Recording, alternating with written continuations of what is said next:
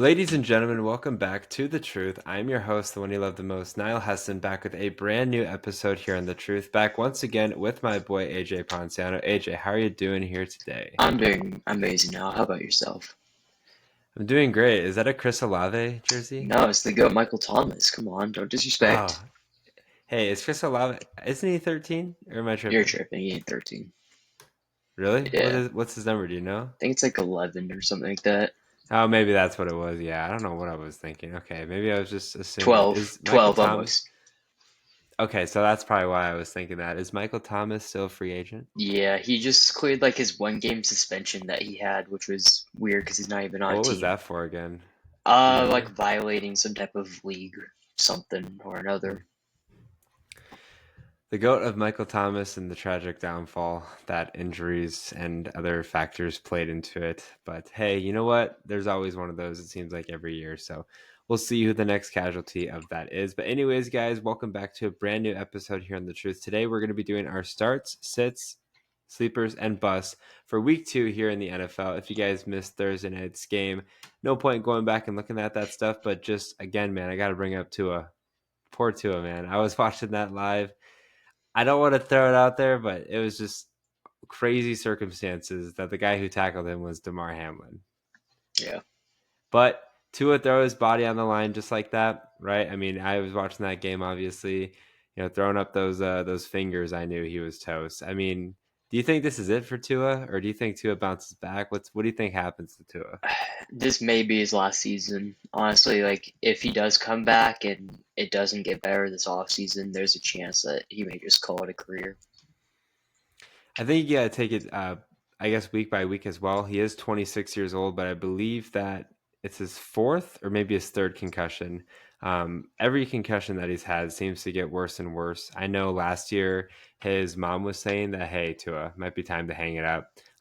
Just because obviously we see the athlete that Tua is, but he hasn't really done a great job, in my opinion, of protecting himself as far as trying to avoid hits. I mean, I think he's trying, don't get me wrong, but I feel like some other quarterbacks have done a better job, hence maybe why he's getting the concussions that he gets. But at the end of the day, too, like we obviously like watching Tua play, but there comes a point where it's like, how much is too much, right? Like, what's the point of continuing going out there when he's 26, got his whole life ahead of him to have some of the CTE stuff and other things that really transpires on the line? So I think with Tua, it's going to be a week to week basis. I know Mike McDaniel was pretty mum about the whole situation.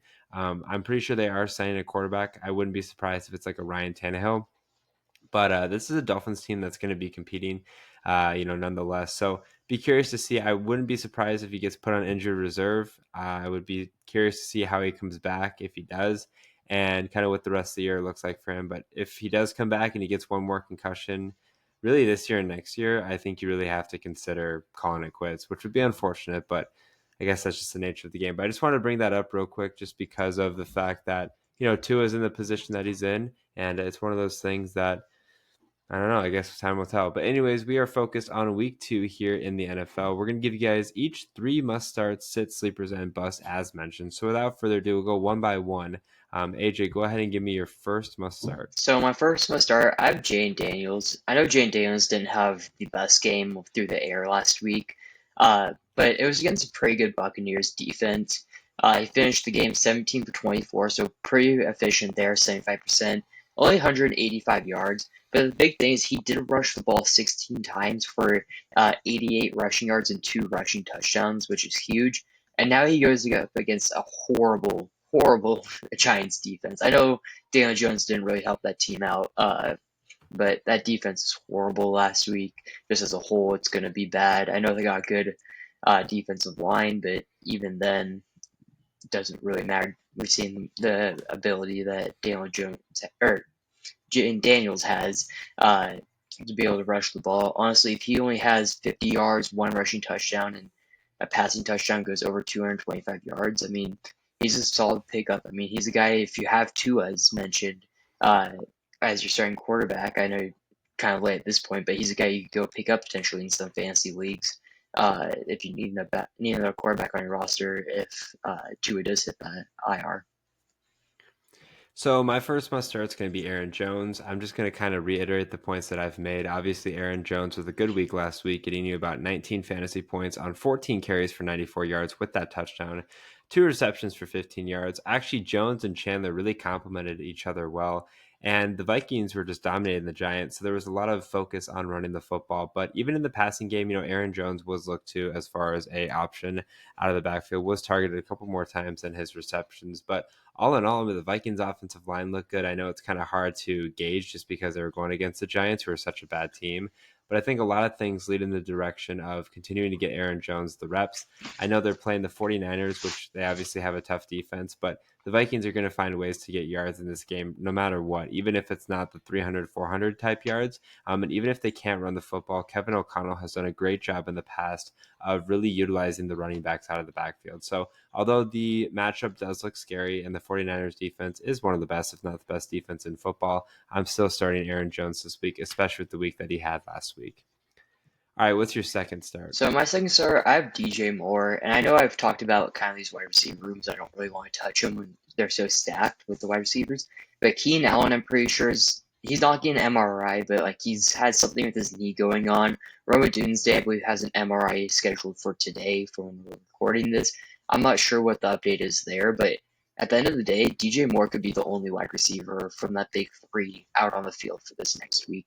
I know Cole Kmet's still there. I get it. Caleb Williams had a pretty bad game. His defense and special teams carried him last week against the Titans, but I mean, it can't get much worse for Caleb. He's 14 for 29 with 93 passing yards. I don't expect him to do that again. It was his first NFL game ever, and now he's going against a pretty good Texans defense. I mean, Texans defense did give up a lot of huge plays to Anthony Richardson. I believe they got two 50-plus yard touchdowns, which is all you really need out of DJ Moore. If you're able to get one of those type of plays, you're able to add 3 to 5 more receptions and another 30 to 40 yards on top of that. That's your wide receiver one for the week. I think DJ Moore is starting in most leagues, but especially with the injuries and question marks around Keenan Allen and Roma Doomsday, if he's going to be playing this week, depending on what the MRI says, there's a good chance that, like I said, DJ Moore could be the only wide receiver out there, and Caleb needs to throw to someone. I mean, he threw the ball 30 times essentially. Yeah, he only completed 14, but they got to go somewhere, and I think a lot of his targets and uh, pass attempts aren't going to change for this week, especially going up against a better overall team than the Texans. Yeah, so my second must start is going to be Aaron Rodgers, sticking with the Aaron name that I've been going with so far. Look, Aaron Rodgers, obviously your dark horse MVP favorite this year, obviously had a slow start, which you'd expect, right? He really hasn't played in 2 years. He's 40. I believe he's 40. I know he's definitely in the 40s. Coming off an injury that he sustained, it wasn't going to be all cookies and sunshine and rainbows for him, especially going into San Francisco in that Monday night matchup there. Obviously, 13 for 21, 167, 1-1 obviously wasn't ideal for him. Only the 8.5 fantasy points, but he gets a more favorable matchup going into Tennessee, who, in my opinion, doesn't have a very good defense at all. In fact, one of the worst defenses in football. I think this is the week that the Jets offense really gets going. I think Aaron Rodgers is able to utilize his weapons accordingly. And although Aaron Rodgers isn't going to run for 50 to 100 yards, I still think he can get in the ballpark range of 17, 18, even 20 fantasy points this week and be a content option, one that could be consistent. And yeah, really just had to kind of get through last week in those growing pains and move forward. But I think overall matchups favorable. And I feel like Aaron Rodgers and the Jets offense is going to be able to thrive going into Tennessee. Okay, your final must start. That was, or sorry, my last must start. Devontae Adams. I think Devontae Adams didn't really do. He had 5 receptions, 59 yards. Not the day that you were expecting. I think they're gonna have to throw a lot more this next week. They were just playing the Chargers in not very close game. I mean, 22-10 was the final score. Gardner Minshew's first game there being starting quarterback. They're going against the Ravens defense, who I think is going to absolutely stop the run there, and they're going to have to throw. Adams is one of those guys that I feel like he should be getting 11 to 13 targets every single game because it's really, in my opinion, Brock Bowers and him. And even then, Bowers had a good game. I believe he's the only one who got into the end zone last week. It's going to be one of those things that Devontae Adams are going to have to lean on him. They didn't really do that against the Chargers last week. I know he had I think he was at like maybe 11 targets, like I said, 5 catches, 59 yards, and they're going to have to pass a lot. I get it. Probably Marlon Humphreys will be on him. for most of the game. But even then, you can't count Devontae Adams out. Even with some of the worst quarterbacks, had production. I mean, with Aiden O'Connell, Jimmy Garoppolo, he was able to have production. I think Gardner Minshew's a step forward than, or a step above those two guys. My final must start is going to be Brian Robinson Jr. I think any skepticism I had about Brian Robinson Jr. did go away last week.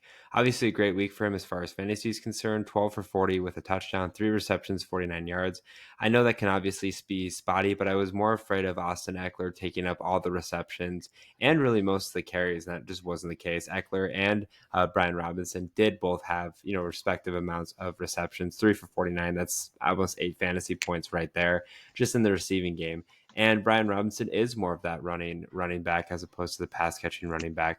On top of it, kind of similarly to what you talked about with Jane Daniels, they're playing the Giants this week. And obviously, as a Vikings fan, I got to watch what the Giants defense did, particularly their rush defense. It was bad. And I think that's going to continue here. I think Brian Robinson Jr. is poised for a big game alongside guys like Jane Daniels, Austin Eckler, and maybe some of the receivers as well. But if you have Brian Robinson Jr. on your team and he's sitting on your bench, I would really consider starting him just because of the matchup and what Brian Robinson Jr. was able to show last week in week one. All right, your first sit. So my first one to say is staying in that Raiders game. It's going to be Zamir White. I mean, I think a lot of people expected Zamir White to be that number one running back, and he was not. I mean, Alexander Madison was that receiving back there. I mean, Zamir didn't have a good game against an okay Chargers defense. I mean, the Chargers run game isn't that good. He did lead the team with 13 rush attempts, but only had 44 yards, only 3.4 yards per carry. And in the receiving game, 2 receptions for 2 yards. If you look at someone like I mentioned, Alexander Madison, yes, he only had 5 rush attempts for 19 yards, so not much better there. But in the receiving game, he used a lot more, 4 receptions for 43 yards and a touchdown. I think it's one of those things that they're gonna have just ride the hot hand. Samir White isn't he's a talented running back, but he's not someone that you're like, all right, he's a number one running back. He hasn't proven that in the NFL yet.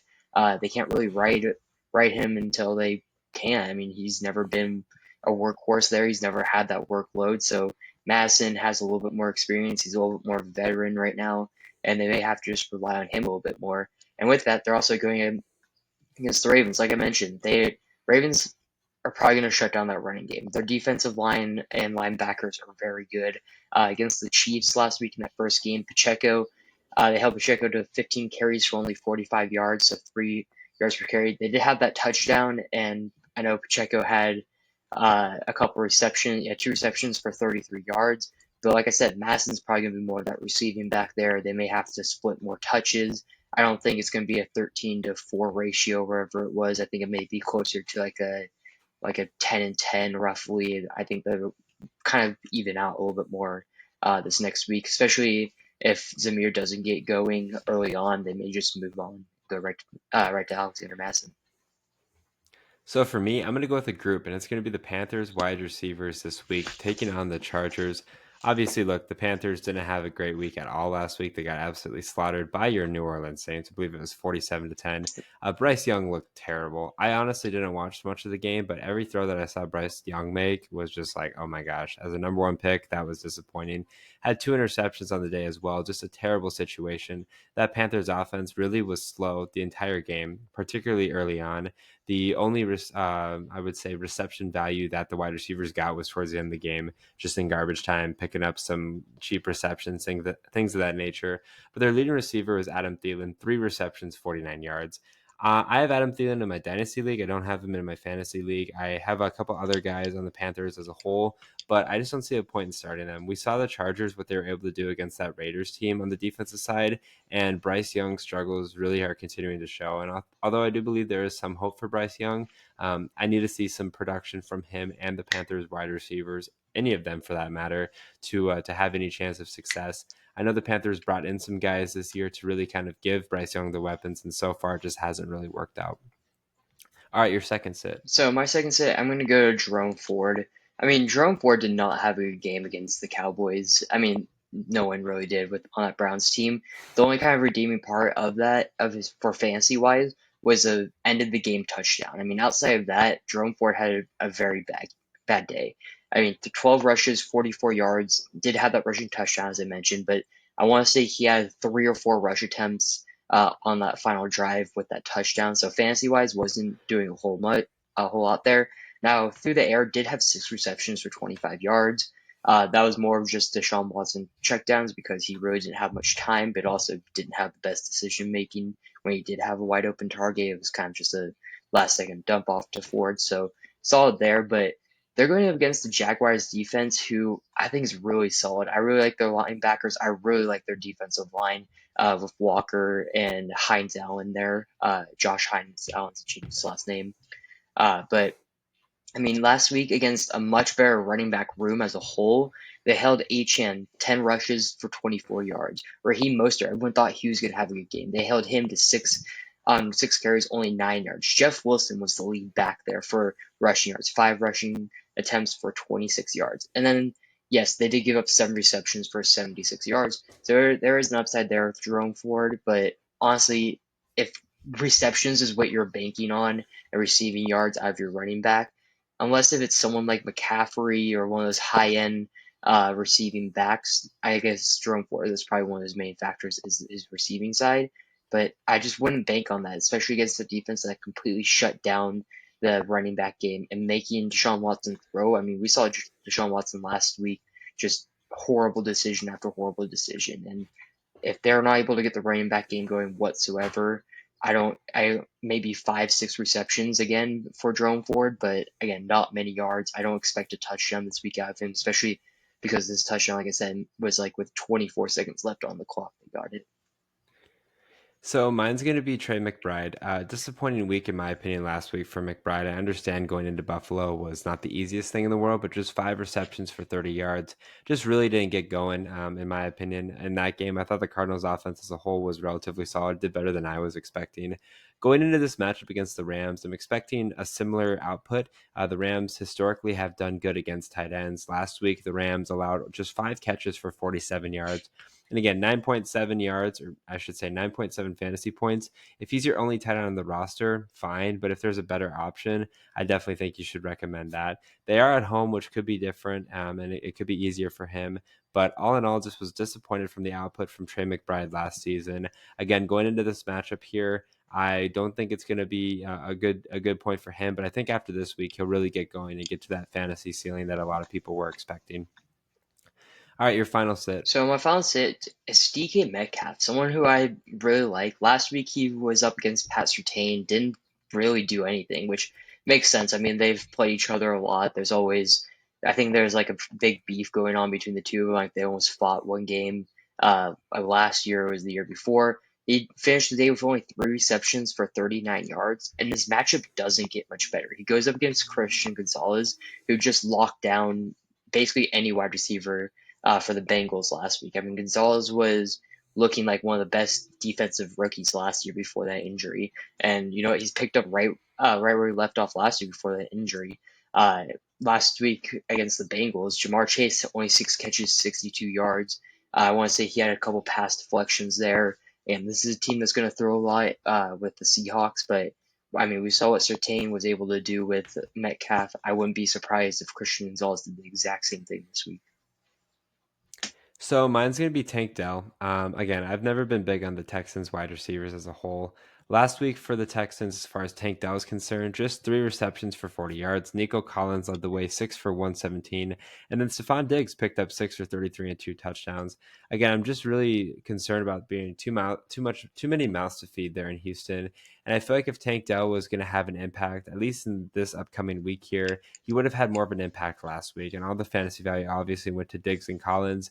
And again, with just so many mouths to feed, I think Tank Dell is one of those guys that's going to be a boomer bust type guy. I wouldn't say bust as far as like him getting like 2 or 3 fantasy points, but people would put him as their wide receiver 2, and he would disappoint by getting 8 or 9, as opposed to getting consistently 14, 15. And then you'll have some weeks where he gets like 31, 32, just depending on the situation. That's just too spotty, in my opinion, especially for a team like the Houston Texans. They are playing in prime time, I believe, this week. Yeah, Sunday Night Football at home against the Bears. I do like the Bears defense. I think they showed some upside. There is still room for improvement, but all in all, primetime games are always scary, especially Sunday night. All right, your first sleeper. My first sleeper is going to be Jordan Mason, and it's not because of like how I mean he did great last week. It's not because of that. He's not really a sleeper anymore. But Christian McCaffrey still could miss this week. He's still questionable. It's still uncertain if he will play in week two. And the other thing I saw, I want to say, is more than just calf injury. It's also partly an Achilles injury that he's dealing with. I mean, a calf injury is already horrible for a running back. The explosiveness there, Yeah. and how long it's going to take for that. If there's an Achilles injury that he's still trying to get over or try to move past, I mean, I wouldn't be surprised if the Niners just put him on the shelf for a couple more weeks. I mean, why risk it? If you're going to be winning games or at least have a good option like Jordan Mason, why not just stick with him, let McCaffrey get healthy? I mean, against really good defense, in my opinion, the Jets, Jordan Mason, everyone knows, 147 yards, touchdown, had 28 rush attempts, which is crazy. I was not expecting that. Did one reception for 5 yards, and now he's going up against your Vikings. I mean, like, or sorry, is he going against the Giants or the Vikings? I missed. No, he's going against the Is the Vikings. Vikings okay? Yeah, the Vikings. I mean, they were solid last week. I mean, didn't really have to do much because Daniel Jones kind of just threw the game away, so they weren't able to really show off their rush defense. But the Vikings' run defense is all right. I mean, they lost some guys on the line. Dallas Turner's looked solid last week in his debut, but they don't have Daniil Hunter right there anymore. I mean, he was a big part of that run defense right there. Linebackers are not the best. I mean, you guys saw it, but again, they played the Giants week one. You can't really take a whole lot away from that because Daniel Jones just threw the game away, kind of like how Kirk Cousins did with the Falcons, Bryce Young did against the Saints. You can't really take a lot of things away from those games because of how bad the quarterback play, or you can't take things away from the other players outside of the quarterbacks. So I think if McCaffrey doesn't see the field, if they let him rest for another game, Jordan Mason's a great number two running back, or honestly probably number one. I don't think he's going to have 30 carries, but a good running back two or flex position, kind of a last minute thing. Throw him in there. You know that he's able to produce. I mean, he did against one of the top defenses just last week. I mean, I wouldn't be surprised if he's closer to 70, 80 yards on the ground for a couple receptions and a touchdown. My first sleeper is going to be J.K. Dobbins, and this isn't because he scored 23 fantasy points last week. I was skeptical about J.K. Dobbins, and as this offseason progressed, I kind of started to like him more and more just because of his ADP and a guy that was an RB1 for a period of time before obviously injuries kind of derailed his career. I think that's a lot of people's worries, but if you're getting him on your bench and kind of storing him, that could be tremendous, especially with what he showed last week. Yeah, he had the 10 carries for 139 yards and a touchdown. You see the 10 carries, you're like, that's not really appetizing. But I think more than anything with him, it was the three receptions that also added to it and his explosiveness. I believe he broke two massive runs. At least I remember watching one, and it was the explosiveness that he possessed. And that's what J.K. Dobbins can possess when he's healthy and on the field. I know Gus Edwards is there. They have a couple other options like Kamani Vidal, but J.K. Dobbins is their main back, all in all, when he's fully healthy. We obviously know how much Harbaugh likes to run the football. I think that's going to continue. I mean, they took command of the game against the Raiders because of that. They're also going against Carolina, and I understand Bryce Young threw two interceptions and the offense looked terrible, but Carolina's defense just gave up 47 points. So you're expecting more production against a really bad team? I believe so. I think J.K. Dobbins has a great potential to kind of run through again, even Gus Edwards for that matter, but more J.K. Dobbins. Excuse me, your second sleeper. So, staying in that same game, I'm going with Lad McConkey. I mean, Lad last week led the team in receptions, yards, and also scored a touchdown. 5 receptions, 39 yards, and a touchdown.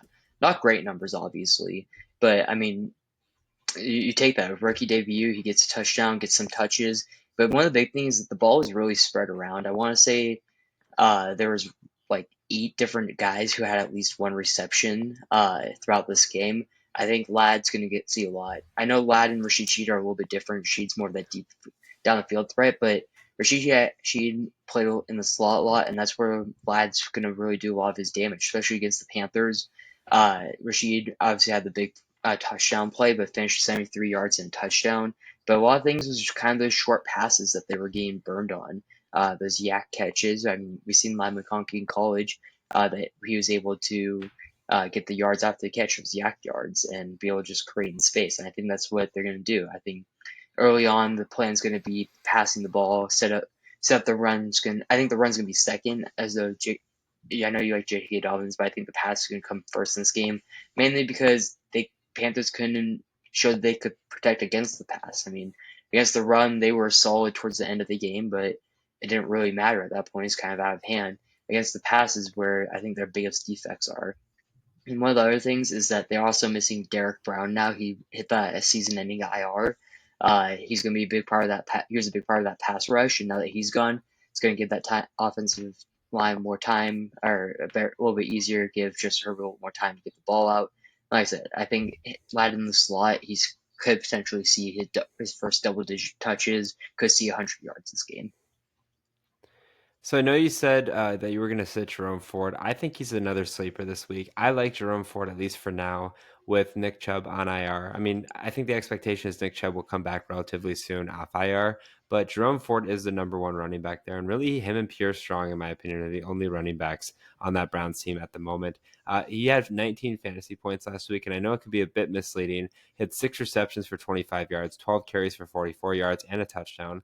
All in all, I like Jerome Ford strictly because I hate Deshaun Watson and really that Cleveland Browns quarterback room in general, as far as fantasy value is concerned. Obviously, Watson, more allegations. The NFL is now saying they're going to look into it. Just more distractions for Deshaun Watson. And he really did not look good at all last week, as I mentioned.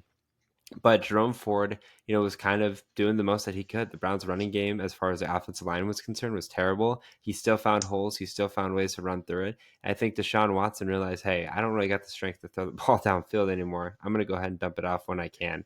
And I think Jerome Ford is going to accumulate another 5, 6, maybe 7 receptions, find a way to get into the end zone and some rushing yards on top of it. In my opinion, that's an absolute sleeper right there, especially where Jerome Ford was drafted. And chances are you're probably putting Jerome Ford, at least when you draft him, on your bench. So it's a win-win situation there.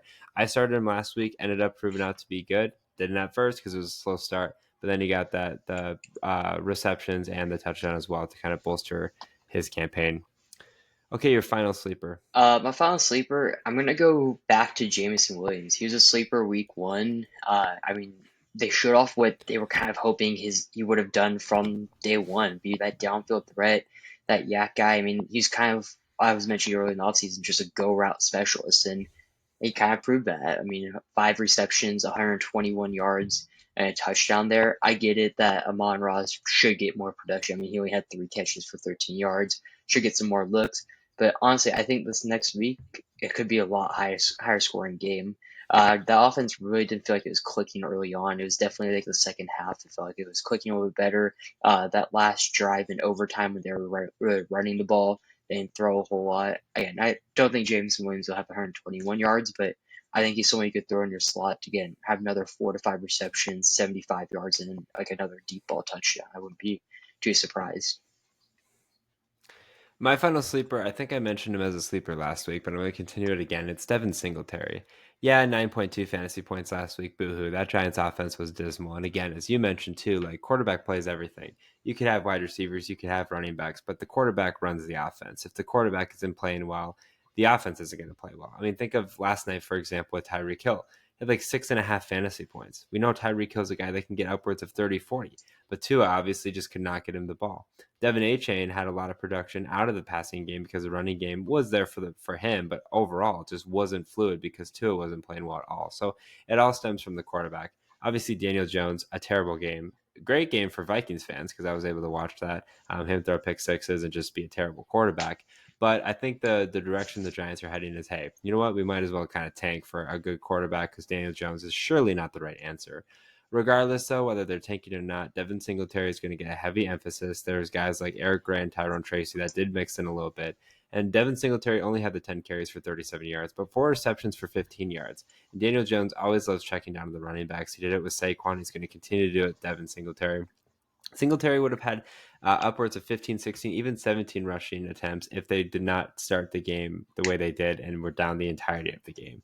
There was no point in running the football when you had to pass, and that wasn't working. So going into this matchup here, again, tough situation in Washington for them, especially on the road against a divisional opponent. But Devin Singletary, I think, is going to get upwards of 15, 16 points, and a guy that not many people are talking about, and a guy that I'm still extremely high on moving forward. Okay, your first bust. I'm gonna go with Drake London.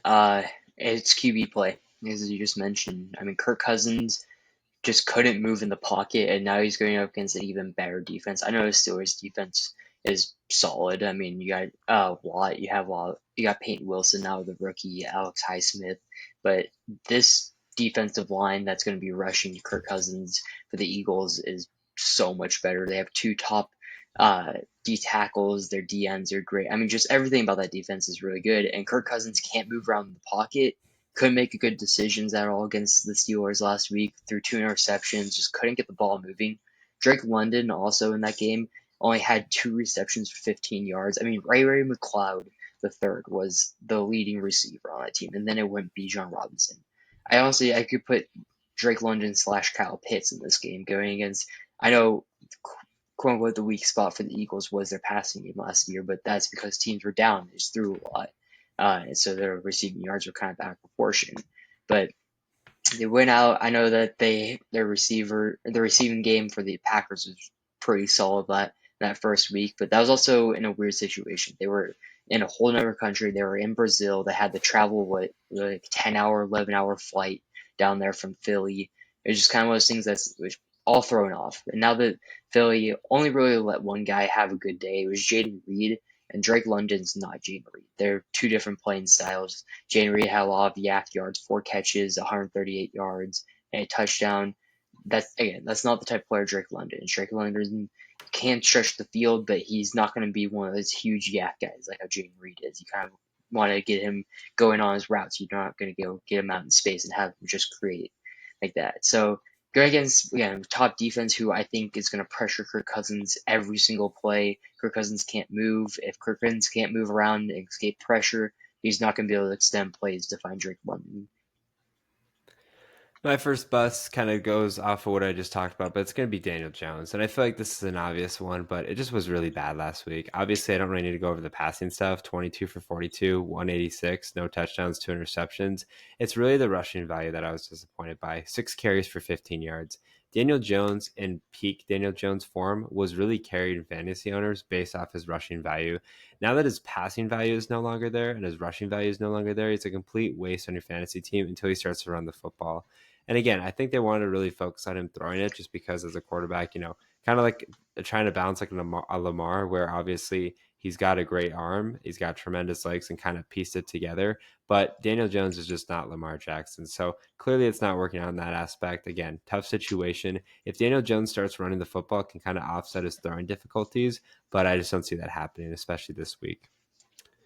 Okay, your second one. My second one, I have Zeke going up against the Saints. Zeke last week, 10 carries, 40 yards, touchdown, two receptions for 9 yards. I mean, a pretty solid day for Zeke. I mean, you weren't really expecting him to have a huge day, especially against a good defense like Cleveland. Average 4 yards per carry, has some explosive plays, but also had some plays where you look like he's a 30-year-old running back. It's just kind of one of those things that's where he's at in his career.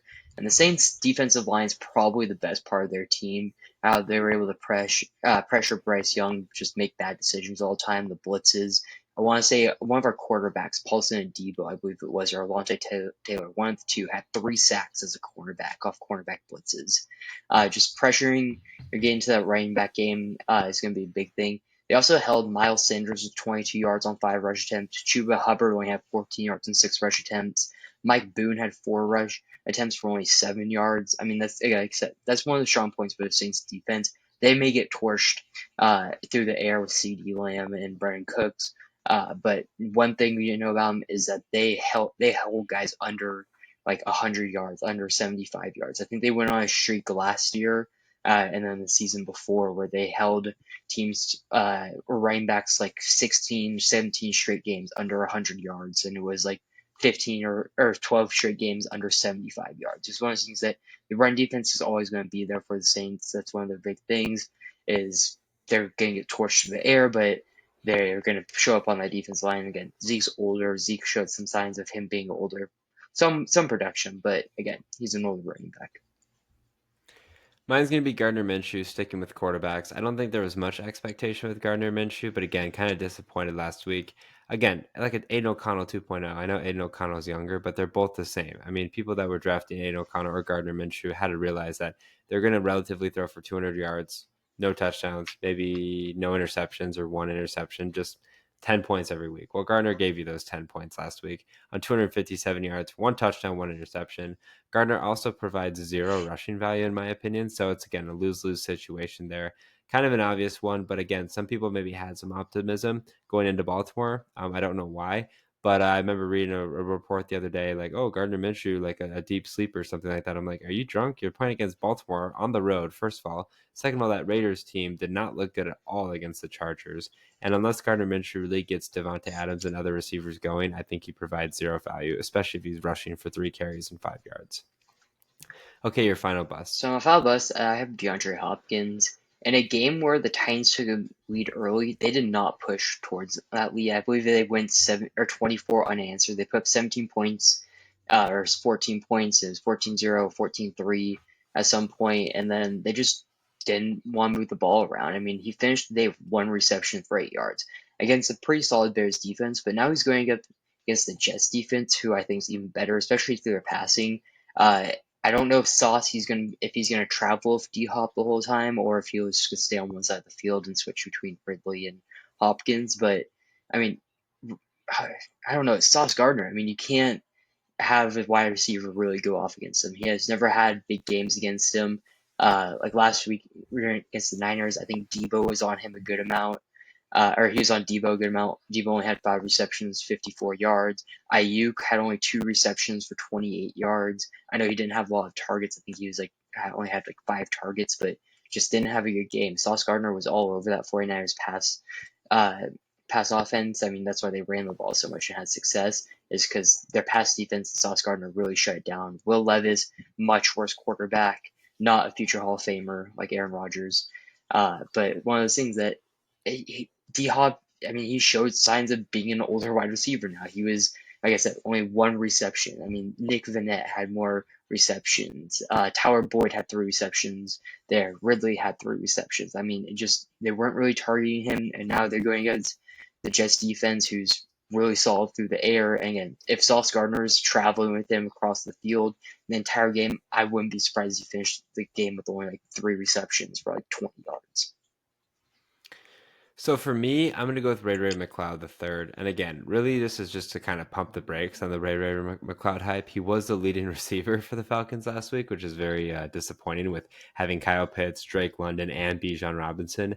But again, just a weird game for Atlanta. I mean, people are starting to pick up Ray Ray McLeod and dropping guys, or not dropping guys, but like trying to trade guys like London and Pitts and Bijan or whatever. Pump the brakes a little bit. Okay, if this happens 3 or 4 weeks continuous, then yeah, okay, maybe start to buy the Ray Ray McLeod hype. But as watching Kirk Cousins for the period of time that I did, he did not look like himself coming off of injuries, similarly to Aaron Rodgers. And so that was one of the reasons why he was just kind of throwing the ball who was open and going from there. So pump the brakes on Ray Ray McLeod, people, especially since it's a Monday night game at Philadelphia. Okay, lose-lose situation there. Cousins is going to have a hard enough time throwing to his top guys like London, Pitts, etc.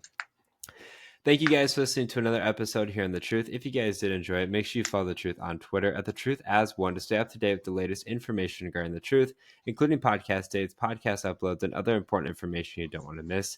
Make sure you guys also follow The Truth on Instagram and TikTok at the.tt.truth. Are you guys looking to find a drink that offers peak hydration, raises your energy levels, speeds up your recovery, and keeps your mind sharp through focus and memory? Look no further than Acid Rainwater. I'm excited to partner with Bloodline Sports AZ and Acid Rainwater, which focuses on peak hydration and productivity while also maintaining an ecosystem-friendly product. Use code HESSON15, that's HESSON 15 for 15% off every purchase. As always, I'm your host, the one you love the most, Niall Hesson, joined once again by AJ Ponciano. Take care and good night.